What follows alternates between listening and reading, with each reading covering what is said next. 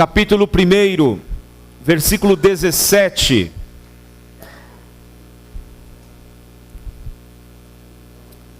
Quem encontrou, diga amém. Quem não encontrou, acompanha na tela para já ganharmos um pouquinho de tempo. Diz assim, 1,17 da primeira carta aos Coríntios. Porque Cristo enviou-me não para batizar, mas para evangelizar. Não em sabedoria de palavras, para que a cruz de Cristo não se faça vã, ou não seja esvaziada. Porque a palavra da cruz é loucura para os que perecem, mas para nós, que somos salvos, é o poder de Deus. Porque está escrito, destruirei a sabedoria dos sábios, e aniquilarei a inteligência dos inteligentes. Onde está o sábio? Onde está o escriba? Onde está o inquiridor deste século? Porventura não tornou Deus louca a sabedoria deste mundo? Visto como na sabedoria de Deus, o mundo não conheceu a Deus pela sua sabedoria. Aprove a Deus salvar os crentes pela loucura da pregação. Porque os judeus pedem sinal e os gregos buscam sabedoria. Mas nós pregamos a Cristo crucificado, que é escândalo para os judeus e loucura para os gregos. Mas para os que são chamados, tanto judeus como gregos, lhes pregamos a Cristo, poder de Deus e sabedoria de Deus, porque a loucura de Deus é mais sábia do que os homens, e a fraqueza de Deus é mais forte do que os homens. Porque vede, irmãos, a vossa vocação, que não são muitos os sábios segundo a carne, nem muitos os poderosos, nem muitos os nobres que são chamados, mas Deus escolheu as coisas loucas deste mundo para confundir as sábias, e Deus escolheu as coisas fracas desse mundo para confundir as fortes, e Deus escolheu as coisas vis deste mundo, e as desprezíveis, e as que não são, para aniquilar as que são, para que nenhuma carne se glorie perante ele. Mas vós sois dele, em Jesus Cristo, o qual foi para nós feito por Deus sabedoria, justiça, santificação e redenção, para que, como está escrito, aquele que se gloria, glorie-se no Senhor. Amém. Feche teus olhos, vamos orar um pouquinho mais uma vez. Senhor, nós acreditamos na sua palavra, nós acreditamos no teu nome, nós acreditamos que essas verdades podem mexer com a nossa fé, com a nossa esperança, com a nossa forma de enxergar a vida, com o nosso ser, Pai. Por isso, nos ajuda, Pai, a ter ouvidos e corações espirituais, nos ajuda a aquietar mesmo, como cantamos, a nossa alma, fazer silêncio interior, para que a tua voz seja ouvida lá dentro, Senhor, em nome de Jesus. Amém. Meus irmãos, eu vou ler de novo o versículo 18, 22 e 23, porque a gente vai focar um pouco mais eles aqui por diante. Então o 18 dessa primeira carta de Paulo aos Coríntios, capítulo 1, diz assim: porque a palavra da cruz é loucura para os que perecem, mas para nós que somos salvos é o poder de Deus.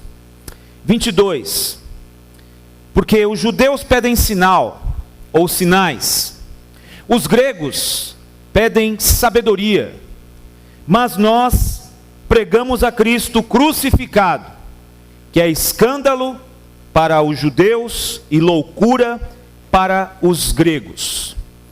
O versículo 18 diz que essa palavra da cruz é uma loucura, é uma insanidade para aqueles que se perdem.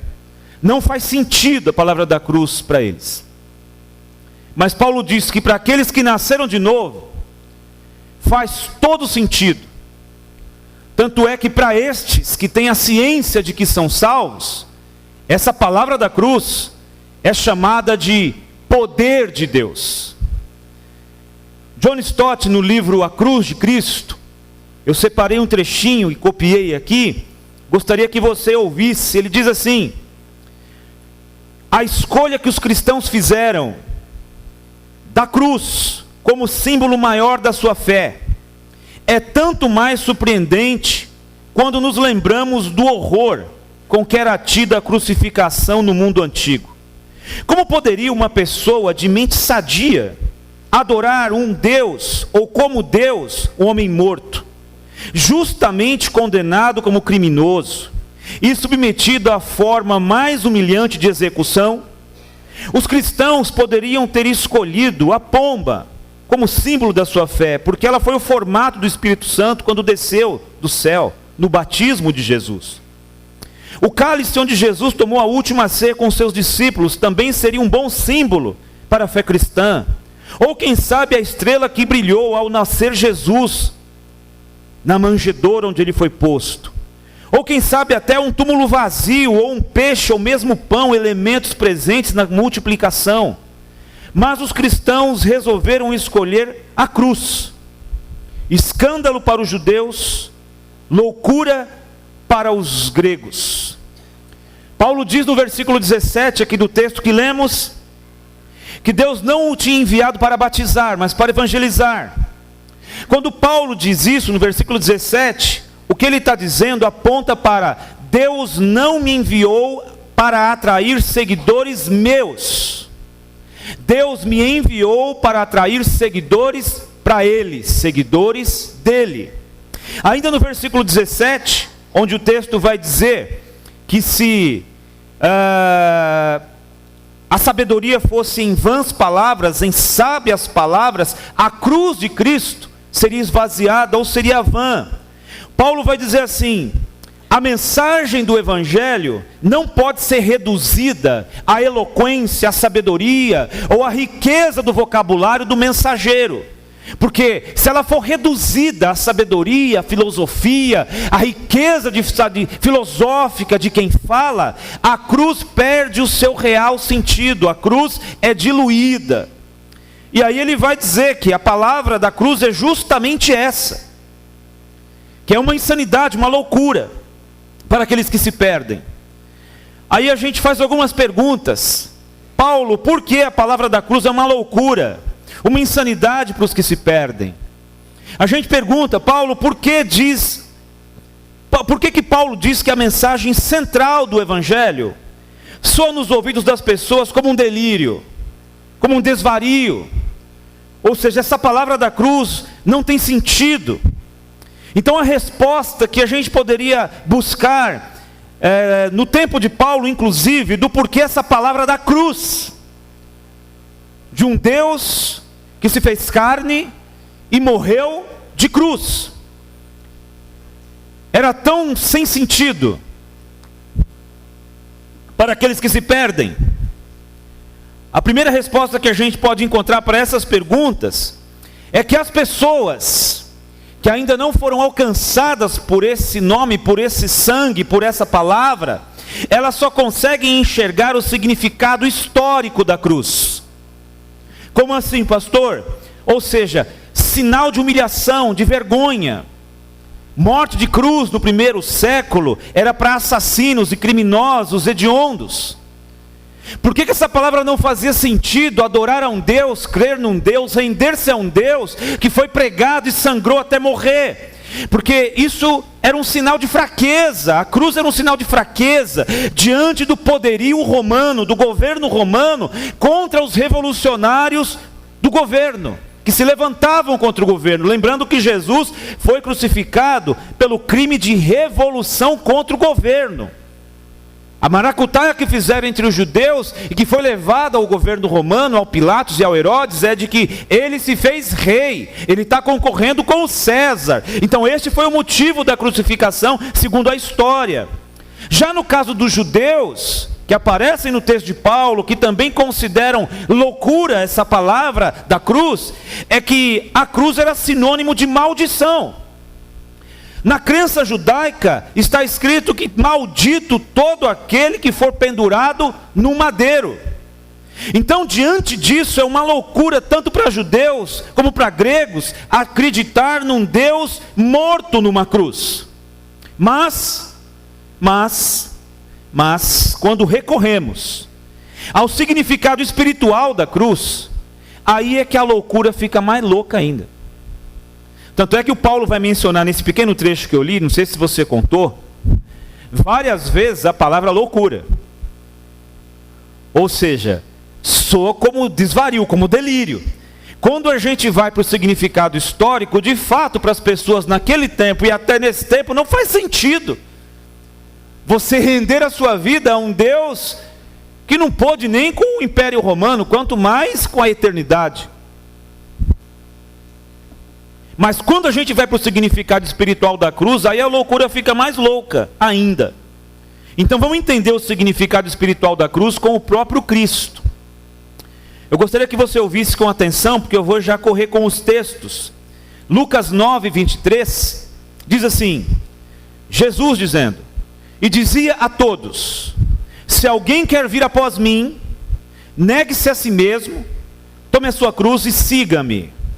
Em Marcos 8, 34, chamando a si a multidão, com os seus discípulos, disse-lhes, se alguém quiser vir após mim, negue-se a si mesmo, tome a sua cruz e siga-me.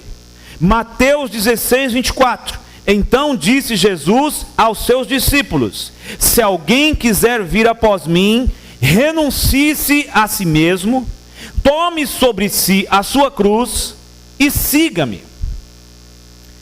Então, por que essa palavra da cruz, espiritualmente, fica uma coisa ainda mais louca, mais sem sentido, para aqueles que ainda não compreenderam o Evangelho?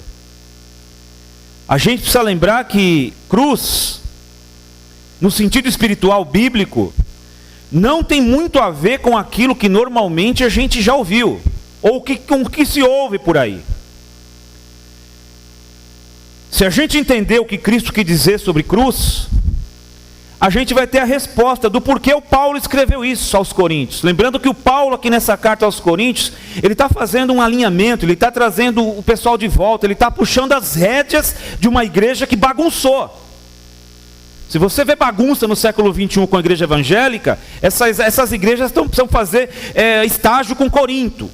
Essa igreja de Corinto, fundada pelo próprio Paulo, depois que ele foi embora, ela virou uma bagunça. Ele está puxando as rédeas e trazendo o pessoal de volta. Então, se a gente entender o que Jesus estava falando a respeito de cruz, nós temos tudo para entender o porquê essa palavra não tem sentido. É uma loucura para os que perecem. Por que Paulo disse isso? Então, em primeiro lugar, cruz, meus irmãos, cruz não é tribulação. Cruz não é aflição. A gente cresceu ouvindo isso, não é verdade? Que quando as dificuldades vêm, alguém diz, essa é a cruz que eu tenho que levar. Então as dificuldades e aflições e tribulações inerentes da vida, não é a cruz, não é isso que Jesus quis dizer. Então o que é, pastor? São angústias, aflições e tribulações e dificuldades da vida. Não cruz. Amém, gente? Jesus disse, no mundo tereis aflições. Isso está separado de cruz. Porque quando a gente confunde as dificuldades da vida com cruz, a gente vai por um viés meio espírita, da lei do karma. Não, mas você está assim, com essa dor, desde quando você tinha 10 anos. Nossa, essa é a minha cruz. Não, a lei do karma é que diz isso.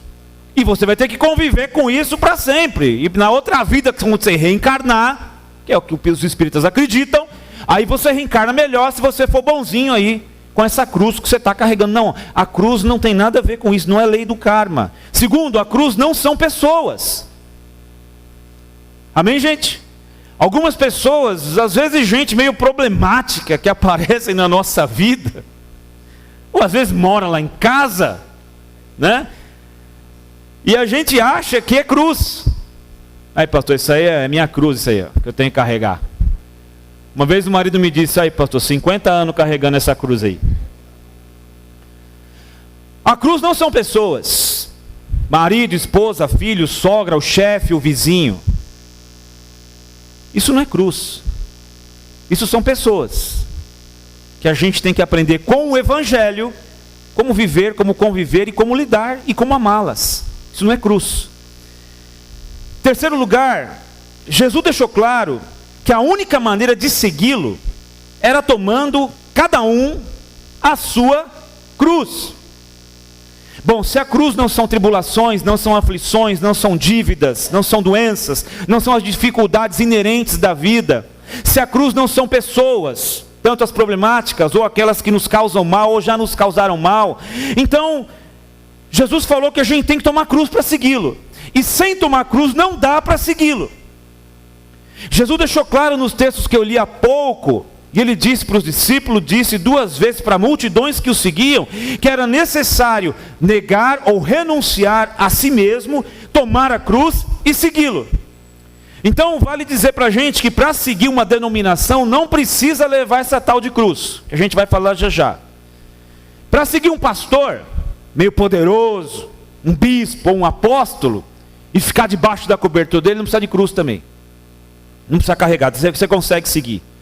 Para seguir uma tradição são os costumes religiosos que a gente aprende, né? Já desde quando a crença que a gente tinha, e depois que a gente converteu, vai juntando um pouco de espiritualidade de Bíblia com tradição. Para seguir uma tradição religiosa também não precisa de cruz, você pode seguir a tradição até quando você morrer. Agora, para seguir Jesus, não tem jeito, tem que tomar a cruz. Eu escrevi aqui na meu surto filosófico, a palavra da cruz aponta para um Cristo morto, que veio nos mostrar um caminho de morte, para realmente encontrarmos o caminho da vida, da verdadeira vida. Eu vou repetir, a palavra da cruz aponta para um Cristo morto, que veio nos mostrar um caminho de morte, para realmente encontrarmos o caminho da vida, da verdadeira vida. Por que essa palavra da cruz é uma insanidade? Por que Paulo trouxe de uma forma assim tão forte, tão contundente? Ela é uma loucura para os que perecem, ela não faz sentido para os que perecem, mas para nós ela faz muito sentido, é o poder de Deus. Por que Paulo diz isso? Porque Jesus, quando falou sobre cruz, ele falava sobre morte. Se você estivesse caminhando ali em Jerusalém ou nos arredores ali e visse alguém com uma madeira enorme nas costas, todo ensanguentado, com as costas marcadas, o sangue pingando na madeira e a madeira arrastando pelo chão, um grupo de uma dúzia de soldados atrás, dando risada e fazendo piada desse aí que está com a madeira nas costas, alguns curiosos acompanhando, e você presenciasse uma cena dessa no primeiro século, a conclusão que você tinha sobre aquele moço que está carregando a madeira é: vai morrer. Não tem jeito mais, vai morrer. Então o significado espiritual da cruz é de morte. Mas como assim, pastor? Não é de morte morrida, de você fechar os olhos aí e bater com as botas. Não é isso, é de morte do eu. Acompanhe por favor os textos que eu vou ler do Cristo falando. Mateus 10, 39. Quem achar a sua vida, vai perdê-la. Quem perder a sua vida por amor de mim, vai achá-la. Mateus 16, 25. Porque aquele que quiser salvar a sua vida, perdê-la-á. E quem perder a sua vida por amor de mim, achá-la-á. Lucas 9, 24. Porque qualquer que quiser salvar a sua vida, vai perdê-la. Mas qualquer que por amor de mim perder a sua vida, a salvará. Lucas 17, 33. Qualquer que procurar salvar a sua vida, perdê-la-á. E qualquer que perder, vai salvá-la. Marcos 8,35. Porque qualquer que quiser salvar a sua vida, perdê-la-á. Mas qualquer que perder a sua vida por amor de mim e do Evangelho, esse a salvará. Quando a gente fala aqui de morte, de vida, irmãos, a gente não está falando propriamente de corpo, de bio, de estar vivo, morto, respirando, ou de estar sem sinais vitais, com caixão, com terno de madeira. Não, a gente está falando de encontrar a vida. Você lembra em João 14,6 do que Jesus disse? Eu sou o caminho, a verdade e a vida. Ninguém vai ao Pai se não for por mim. Então Jesus está dizendo que quem perder a sua vida, ele faz esse trocadilho, não é de perder, de morte morrida, não. É quem tem a capacidade e entende que precisa renunciar por amor dele, ele vai morrendo para viver. Amém, gente? No sentido real do que é vida. Em João 10, versículo 10, diz que o ladrão não vem somente para roubar, matar e destruir, mas eu vim para que tenham vida, e a tenham como? Em abundância. Uma pena que a gente confundiu vida em abundância com a qualidade do restaurante que a gente janta, com a marca da roupa que a gente veste, com o modelo de carro que a gente anda, com a marca do relógio que a gente usa, com o tamanho da casa que a gente mora, com a saúde perfeita ou imperfeita que a gente tem. Jesus falou de coisa muito mais profunda quando ele disse: eu vim para que tenham vida, e vida em abundância. Amém, gente? Então assim, essa vida em abundância, ela vem quando a gente toma a cruz. Por que isso não faz sentido? Porque, em primeiro lugar, a palavra da cruz é a única que transforma o indivíduo. É o único poder capaz de mexer com a natureza caída do ser humano. Para aqueles que caminham para a destruição, essa palavra da cruz é uma tolice, uma insanidade. Mas para aqueles que nasceram de novo, faz todo o sentido. Então o que realmente é tomar a cruz? O que é essa loucura? É porque o orgulho precisa morrer. A arrogância precisa morrer, a vaidade precisa morrer, o desejo de poder precisa morrer, o desejo de ser maior do que os outros, da ostentação, da soberba precisa morrer. A morte das minhas convicções sobre certo e errado, sobre o que é justo ou é injusto, precisa morrer, porque a régua de Deus mede certo e errado, justo e injusto, com uma régua diferente da minha e da sua. Então a gente tem que morrer. Amém, gente? Tem muita coisa que a gente acha injusto, mas Deus não.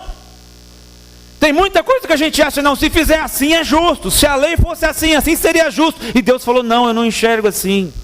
Os meus pensamentos não são os seus pensamentos, os meus caminhos não são os seus caminhos, diz o Senhor. Assim como o céu está distante da terra, assim é a distância daquilo que eu penso, daquilo que vocês pensam. Então assim, a morte das nossas convicções sobre certo e errado, sobre justo e injusto, a morte da autossuficiência. Então às vezes pessoas até que frequentam a igreja, elas falam de boca cheia: tudo que eu tenho foi porque eu fui à luta, porque eu conquistei, porque... Isso precisa morrer, gente. Isso precisa morrer. A morte de projetos pessoais que a gente tem de vida, dos quais o nosso Deus não tem parte nenhuma neles. Eu sei que isso soa como loucura, porque a palavra da cruz é uma loucura. Para os salvos não. Para os salvos é o poder de Deus. Mas para aqueles que perecem, é uma insanidade. Como assim abrir mão dos meus sonhos, dos meus projetos pessoais? Deus está falando: se não tem nada a ver comigo, você precisa abrir, porque carregar a cruz é renúncia por amor de mim. E você só vai encontrar a vida mesmo, o ideal de vida, aquilo que realmente preenche, aquilo que realmente traz plenitude interior de vida, independente do que acontece do lado de fora do seu ser. Lá dentro você tem qualidade de vida. Então essas coisas têm que morrer. Ou seja, a morte da própria vontade. Lembra da oração do Pai Nosso? Seja feita qual vontade?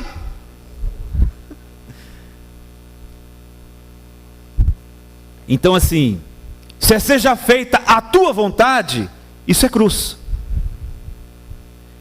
É fazer contas, é fazer balanços, é trocar ideias com Deus sobre o que vai fazer, sobre o que vai decidir, o que não vai decidir, se vai, se fica, se vai, mas levando em consideração a vontade dele, não o que dá na telha.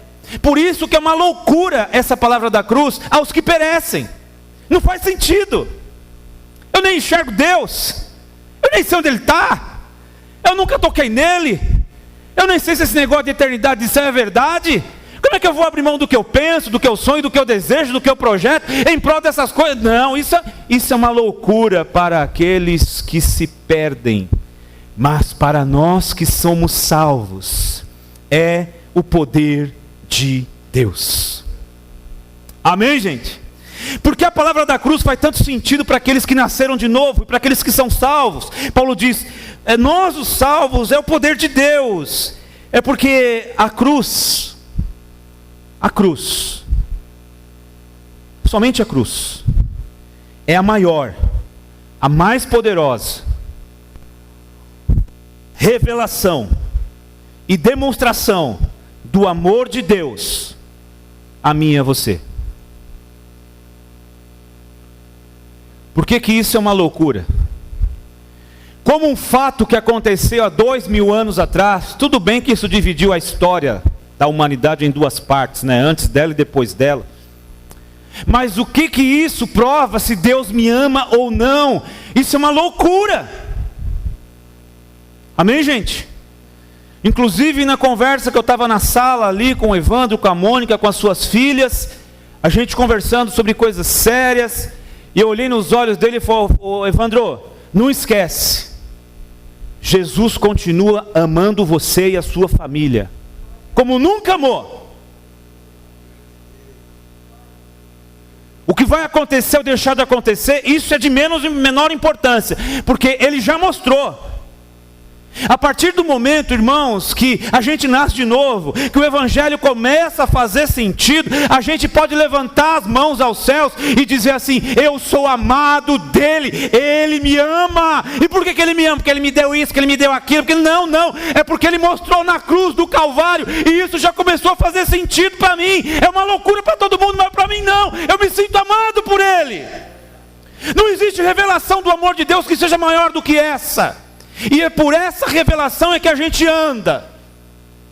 Está ouvindo? Faz sentido?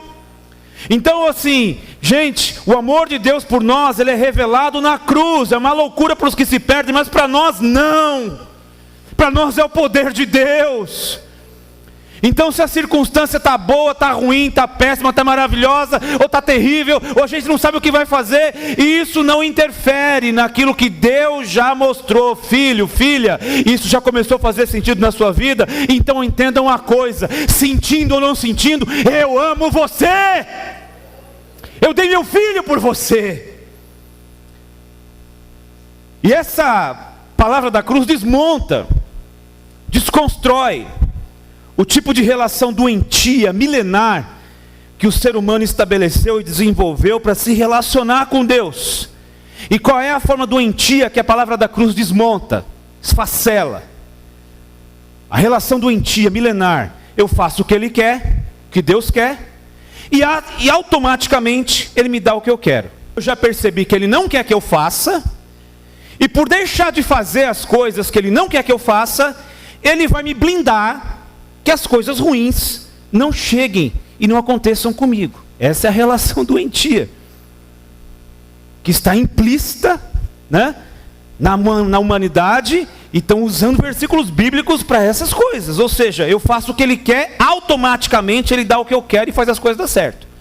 Por que deu certo isso aqui na sua vida? É porque eu estou andando com Deus, meu. Estou firme nas promessas, estou na obediência. Estou na vida de oração, por isso que deu certo. Isso é relação doentia. Amém, gente? Você deve conhecer gente muito séria, e muito de oração, e muito mais santa que todos nós aqui, e que as coisas não deram tão certo. Mais uma vez a gente pode citar alguém aqui que é uma referência para nós. Nosso bispo, pastor, amigo, paizão, Carlos Minozzi. Alguém tem mais temor a Deus do que esse homem aqui, nessa nave, nesse momento? Alguém viveu o Evangelho de forma tão intensa quanto ele aqui na nave, do que ele viveu? Por 14 anos pastoreando 3 igrejas, morando na Zona Leste, sem carro, uma igreja no Grajaú, a outra em Osasco, outra em Carapicuíba, cultos alternados durante a semana, e no domingo 3 cultos, um de manhã, um de tarde e um à noite, em cada uma dessas igrejas, sem carro, por 14 anos. Enfim, a gente pode citar muita coisa, mas a gente vai entendendo, irmãos, essa relação doentia que foge da palavra da cruz. Ou seja, a gente vai entendendo que se rezar a cartilha direitinho do bom crente, aí Deus vai aplanando os nossos caminhos e fazendo as coisas dar certo. E pior é que às vezes a gente bate no peito e diz para o outro: Se você fizer assim também vai dar certo na sua vida. Gente, o evangelho não é conta matemática. A vida não é conta matemática. Existem mistérios que não têm explicação, irmãos. Às vezes as pessoas abrem um negócio e dá certo. Aí você chega para ela, olha, não sei nem ler direito, nem escrever direito, ó, e conquistei tudo isso aqui. Aí tem gente com 3 doutorados que não consegue sair de um cômodo de cozinha. E os dois são crentes. E aí? Às vezes tem gente que não dá um espirro por 50 anos. E tem gente que nasce com uma doença congênita. E os dois são de famílias de crentes. Como é que a gente explica essas coisas? Isso não tem explicação, irmãos. Por isso que a palavra da cruz é uma loucura para aqueles que perecem. Não tem receitinha para as coisas darem certo. A palavra da cruz desconstrói, ela desmonta toda essa ideia doentia de deixar de fazer o que ele não quer para ele me blindar. Porque se eu fizer o que ele não quer, aí o couro come. Não, gente, o couro come do teu jeito. O sol nasce para o justo e para o injusto.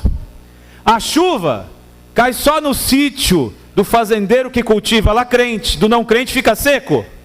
A chuva cai nos dois. O sol também. Então, meus irmãos, a palavra da cruz, ela vem mostrar que o amor de Deus está baseado no sacrifício. Por isso nós estamos diante dessa mesa. Por isso a gente tem que dizer, a palavra da cruz faz sentido para mim, o amor de Deus faz sentido para mim, as coisas não estão dando certo do jeito que eu gostaria, ou do jeito que eu orei, mas Deus me ama com morte de cruz, e o seu sangue foi pela minha vida, e eu não abro mão dessa convicção, por mais que alguém diga que é loucura, por mais que alguém diga, você vai de novo naquela igreja fraquinha, escutar aquele pastorzinho fraquinho falar, e aquelas palavras lá duras que você não entende direito, não, isso faz sentido para mim, porque a palavra da cruz não é uma loucura, para mim é o poder de Deus. Paulo vai dizer que os judeus pedem sinais, e os gregos sabedoria. Você que tem lido o evangelho, vez ou outra passa por Marcos, Lucas, João, Mateus, você deve já ter visto, eles cercando Jesus e dizendo assim, dá um sinal que a gente crê em você. Resposta de Jesus, uma geração má e adúltera pede um sinal. Nenhum sinal vai ser dado, a não ser o sinal do profeta Jonas. Do mesmo jeito que o Jonas ficou 3 dias lá no ventre do peixe, assim o Filho do Homem ficará no seio da terra depois da cruz. Esse é o sinal. Então os gregos buscam sinal, ou sinais. Na nossa geração, parece que as pessoas querem que Deus prove para elas que Ele é Deus, com sinais. Senhor, se o Senhor fizer, eu continuo vindo na igreja. Agora, se o Senhor não fizer nada essa semana, fique sabendo, Senhor, que eu não apareço mais lá. Senhor, eu já li Bíblia 2 semanas seguidas. Se o Senhor não fizer, então eu paro com esse negócio. Porque afinal de contas, eu já li Bíblia 2 semanas seguidas. Olha isso. É quase um recorde mundial de leitura de Bíblia. E se o Senhor não fizer, os judeus pedem sinais. Para sentirem-se acolhidos por Deus, ou para crer em Deus, eles pedem sinais. Quem precisa constantemente receber alguma coisa, ou quem precisa constantemente ser poupado de perdas, de privações, para se sentir amado por Deus, não compreendeu o Evangelho. Vai ser uma loucura mesmo essa palavra. Vai ser insanidade. Porque a maior prova de amor que Deus pode nos dar é a cruz. Os gregos pedem sabedoria. Naquele tempo a sabedoria, Corinto é uma ilha grega. Naquele tempo a sabedoria, a filosofia, alguns dos filósofos mais antigos eram idolatrados. Platão, Aristóteles, os cabras eram assim quase que endeusados, pela forma de enxergar a vida, que a filosofia, ou seja, o modo de eles pensarem, era colocado sobre as pessoas na época. As pessoas vinham de longe para ouvi-los, os seus ensinamentos. Paulo diz, a palavra da cruz, ela é ela destrói toda essa filosofia deles. A palavra da cruz fala de um Deus que se fez carne, que habitou entre nós, que deixou a sua glória, que desfez-se dos seus atributos celestiais, andou entre nós, cheio de graça, cheio de verdade. A palavra da cruz diz que ele ensinou, pregou, acolheu os pobres, pegou as crianças no colo, as abençoou, libertou cativos dos demônios, fez as obras que o Pai o enviou a fazer. Injustamente foi colocado numa cruz, mas costurando a história estava o Deus que criou o universo, porque o próprio Deus que criou o universo era Ele que estava andando entre nós. Então nessa momento história, ele foi pendurado na cruz, e ali ele levou sobre si todas as nossas dores, todas as nossas enfermidades. O castigo que nos traz a paz estava sobre ele na cruz, e na cruz ele riscou toda a cédula de dívida que de alguma maneira nos era contrária, e ele expôs publicamente os principados, os potestades, e despojou-os na cruz. E eu finalizo. A palavra da cruz aponta para uma decisão. Diante da cruz, todos precisam decidir: ou aceitam, ou rejeitam. Não dá para ficar neutro, não dá para ficar no meio do caminho. Paulo diz em Gálatas 6, versículo 14: quanto a mim, que eu jamais me glorie, a não ser na cruz de nosso Senhor Jesus Cristo, por meio do qual o mundo foi crucificado para mim, e eu para o mundo. Eu fico imaginando o apóstolo Paulo nesse instante da sua fala, podendo olhar nos olhos dos seus leitores, de quem estivesse lendo isso, e dizendo: olha, em função da sua incapacidade natural de compreender a mensagem da cruz, agradou a Deus salvar aqueles que creem, pela loucura da pregação. Em função da capacidade de compreender tudo o que aconteceu na história, aprove a Deus salvar os crentes pela loucura da pregação, da palavra da cruz. É essa que entre nós está sendo ministrada mais uma vez. Eu encerro com uma paráfrase de Eugene Peterson sobre Isaías 61. Eugene Peterson pegou o capítulo 61, aliás, toda a Bíblia, e fez uma paráfrase, foi dizendo com as suas palavras. Ficou um negócio legal de ler, embora não seja a própria Bíblia, mas é um negócio interessante de ler. Ele é um homem de Deus, abençoadíssimo. Então Isaías 61, se quiser pôr na tela Isaías 61, coloca por favor. O Isaías está traçando um perfil da mensagem da cruz no capítulo 61, 700 anos antes de Jesus encarnar e viver aqui. Então Eugene Peterson, na sua paráfrase, coloca assim: quem creu no que pregamos, no que ouvimos e no que vimos? Quem poderia ter imaginado que o poder libertador do eterno seria assim?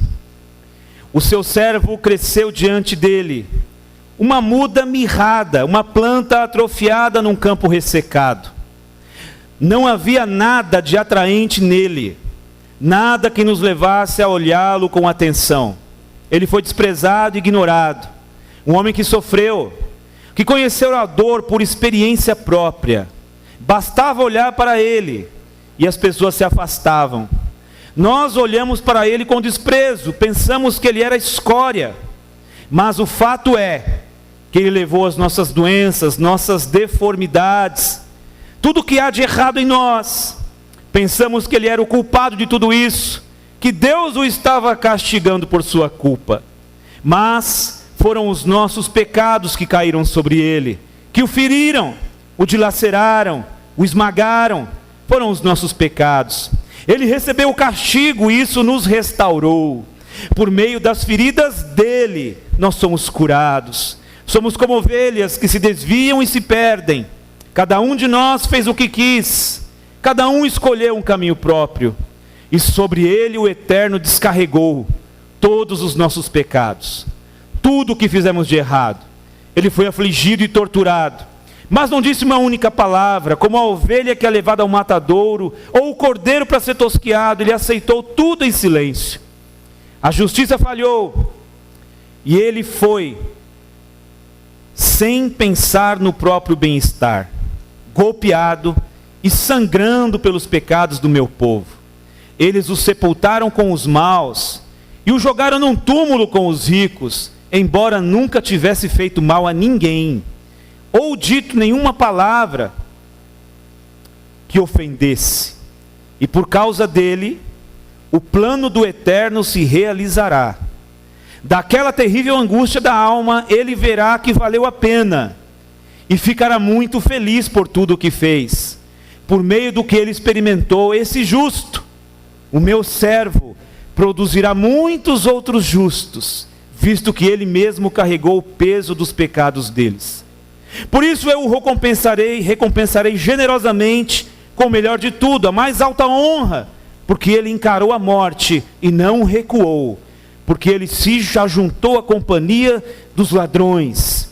Ele tomou sobre os ombros os pecados de muitos e assumiu a causa e a culpa de todos os culpados. Que Deus te abençoe, porque a palavra da cruz é uma loucura para os que se perdem, mas para nós é o poder de Deus. Amém? Deus te abençoe em nome de Jesus.